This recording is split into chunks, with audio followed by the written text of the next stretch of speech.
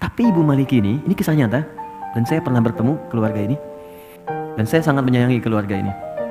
Tinggal di daerah, sekarang jadi petani. Tadinya guru, Bu. Punya anak di kampus. Anaknya memutuskan untuk berhenti kuliah. Untuk berbakti pada ibunya. Ibunya kena diabetes. Dan sudah berpengaruh pada organ. Jadi mata udah gak bisa melihat jelas. Telinga sudah tidak bisa mendengar dengan baik.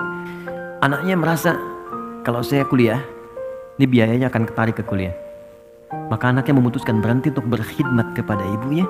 Dan agar fokus biaya untuk pengobatan ibunya.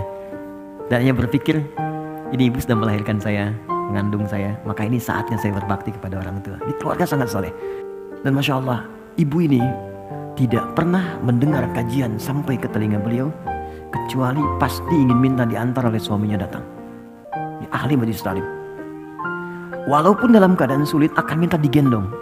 Pak tolong antarkan, Pak tolong antarkan. Antar pakai motor dan sebagainya. Tapi apa yang terjadi? Senin saya ditelepon, saya masih ingat dulu saya pulang dari Tripoli, ditelepon sore-sore. Tiba-tiba sembuh. Sembuh teman-teman.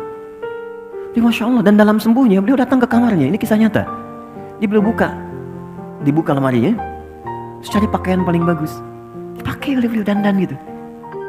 Udah gitu masuk ke ruangan tengah, dipanggil anak-anaknya dengan suaminya. Pas sini, nak sini, datang gitu kan. Masih kaget gak bisa tanya, kok bisa seketika gitu, sehat, sembuh, datang. Terus minta bikinkan susu katanya. Dibuatkan susu.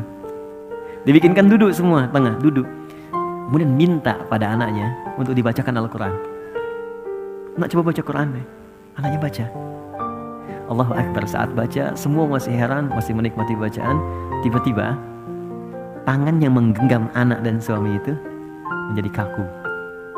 Ternyata saat dibacakan Quran itu beliau sudah pulang menghadap kepada Allah Subhanahu wa Ta'ala.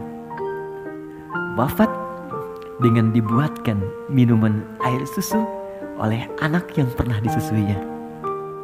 Dan wafat diantarkan dengan bacaan Al-Quran pada anak yang pernah dididiknya. Dan wafat dalam keadaan mengenakan pakaian terbaiknya yang paling halal yang ia miliki untuk menghadap Allah Subhanahu wa Ta'ala. Karena itu Allah katakan, kamu kenakan pakaian paling bagus ketika berjumpa denganku. Karena itu mungkin saat terakhir engkau hidup di dunia menjadi hamba dariku.